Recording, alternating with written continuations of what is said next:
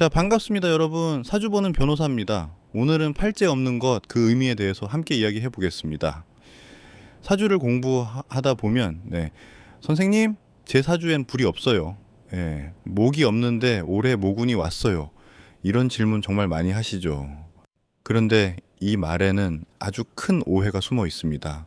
사주에서 없는 오행이 있다는 건 단순히 결핍이 아니라 균형의 조정을 뜻합니다. 세상 모든 것은 음과 양으로 움직이고 많음과 없음은 언제나 함께 존재합니다. 그래서 팔재 없는 것이 들어온다고 해서 꼭 나쁘다 좋다로 나눌 수는 없어요. 다만 처음부터 내 에너지 구조 안에 없던 것이 갑자기 들어오면 그걸 감당하지 못해 흔들릴 수 있다는 점은 꼭 기억해야 합니다. 예를 들어 볼까요? 비겁, 즉 형제나 동료의 기운이 전혀 없는 사람은 대체로 사람 많은 곳을 불편해합니다. 이런 사람이 갑자기 조직 속으로 들어가거나 여러 사람을 만나야 하는 일을 하면 쉽게 피로해지죠. 즉, 비겁이 없는 사람에게는 사람과의 경쟁, 협력 구조 자체가 체질적으로 맞지 않는 겁니다. 반대로 재성이 없는 사람은 돈이 없다는 뜻이 아닙니다. 재물이 들어와도 그걸 다루는 감각, 관리 능력이 부족하다는 뜻이에요. 그래서 이런 분이 갑자기 큰 돈을 손에 넣으면 잠깐은 재수가 좋아 보이지만 결국 그 돈을 지키지 못해서 불행이 시작되는 경우도 많습니다. 돈을 벌기보다 돈의 흐름을 공부하고 이해하는 게 먼저라는 뜻이죠. 또 식상이 없는 여성의 경우엔 자식이나 일, 표현력의 영역에서 공백이 생깁니다. 자녀가 없거나 자녀 문제로 인한 스트레스 또는 직장 생활의 단절로 나타나기도 합니다. 그런데 이건 결핍이 아니라 방향의 문제예요. 신약한데 식상이 없으면은 자식이 있어도 관계가 무겁게 작용하고 식상이 없는데 억지로 일을 벌이면 오히려 건강이 상합니다. 결국 팔재 없는 것은 하늘이 비워둔 자리입니다. 이번 생에는 그 영역에 너무 얽매이지 말라는 일종의 선물이에요. 그런데 사람은 참 묘해서 없을수록 더 가지려고 하고 그 결핍에 집착합니다. 그게 오히려 불행의 씨앗이 되는 거죠.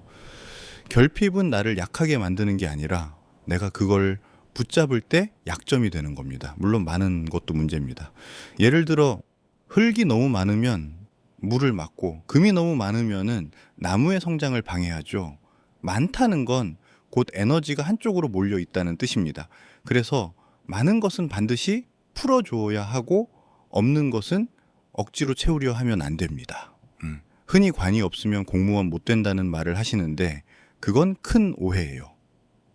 팔재관이 없다는 건 외형적인 질서보다는 자율적인 구조 속에서 더 큰 성취를 이룰 수 있다는 뜻입니다. 즉, 남 밑보다는 자기 길을 개척하는 쪽에 훨씬 맞는 거죠. 사주팔자를 볼 때는 8글자 하나하나보다 그것들이 어떻게 이어지느냐가 중요합니다.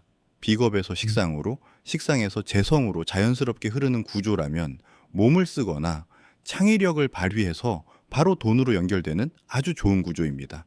이런 사람은 관운, 즉 조직보다는 자기 일로 성공하는 경우가 많습니다.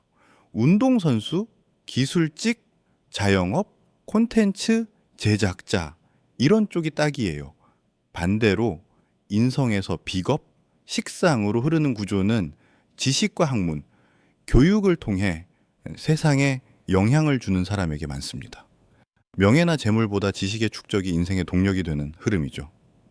그래서 내 사주를 볼 때는 무엇이 있느냐보다 무엇이 무엇과 연결되어 있느냐를 보는 게 훨씬 중요합니다. 이 흐름이 막히면 고립된 기운이 되고 흐름이 순환되면 그것이 바로 복이 됩니다. 많은 건 반드시 흘려보내야 하고 없는 건 억지로 채우지 말아야 합니다. 없는 것을 억지로 채우는 건 키 작은 사람이 높은 구두를 신는 것과 같아요. 잠깐은 괜찮아도 오래 신으면 발이 상합니다. 오히려 내 있는 것을 인정하고 잘 다듬는 순간 그 결핍이 나의 무기가 됩니다. 예를 들어 비겁이 많다면 사람을 통해 돈을 벌 수 있고 재성이 없더라도 인성이나 식상을 활용해 지식과 표현력으로 재성을 대신할 수 있습니다. 사주는 운명이 아니라 설계도입니다. 그림이 그려져 있을 뿐 색을 칠하는 건 본인이에요. 결국 팔재 없는 것은 나에게 필요하지 않기 때문에 비워둔 겁니다. 그걸 억지로 채우면은 불균형이 오고 있는 것을 잘 다스리면 운은 자연스럽게 따라옵니다. 많은 분들이 이렇게 말하죠. 나는 사업하면 안 된다던데요. 나는 공무원이 맞다던데요. 그런데 그건 사주의 언어를 잘못 해석한 겁니다. 관이 없다라고 공무원을 못하는 게 아니라 자유로운 구조 속에서 더 큰 성취를 이룰 가능성이 있다는 뜻이고, 재성이 없다고 부자가 안 되는 게 아니라 다른 기운을 통해 돈의 길을 만들어갈 수 있다는 뜻입니다. 결국 사주는 없는 걸 찾아 헤매는 학문이 아니라 있는 것을 최대한 살리는 학문입니다. 내 팔자 안에서 흐르는 기운을 인정하고 그 흐름에 맞게 살아가는 것, 그게 진짜 명리의 지혜입니다. 마지막으로 이 네 가지만 기억하세요. 첫째, 없는 것은 억지로 채우지 말고. 둘째, 많은 것은 반드시 흘려보내고.